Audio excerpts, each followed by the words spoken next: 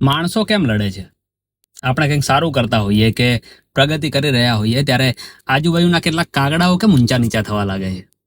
કેમ આપણી સફળતા અને આપણી આવડત એ લોકોને ખટકતી હોય છે, જેમણે જિંદગીમાં ગામની કે એમની હદની બહાર જઈને કોઈ જ સંઘર્ષ, કોઈ જ મહેનત, કોઈ જ કામકાજ કે નામ કર્યું નથી. આ એવા લોકો છે જેમને ખબર છે કે એમનાથી બીજાની સફળતા અને બીજાની પ્રગતિ જોઈને બળ્યા વગર કંઈ જ થવાનું નથી. બાકી ખરેખર તો જેમનાથી કંઈક થતું હોય એ બીજાની વાતો કરીને દિવસો કાઢવા કરતા મહેનત કરીને સફળ થવા પર કામ કરે. આવું ખાલી માણસોમાં નથી, ચિમ્પાન્જીઓમાં પણ છે. તાજેતરમાં વૈજ્ઞાનિકોએ 30 વર્ષની સતત દેખરેખ પછી આ ચિમ્પાન્જીઓની આખી ઘટના સાયન્સ જર્નલમાં જણાવી છે.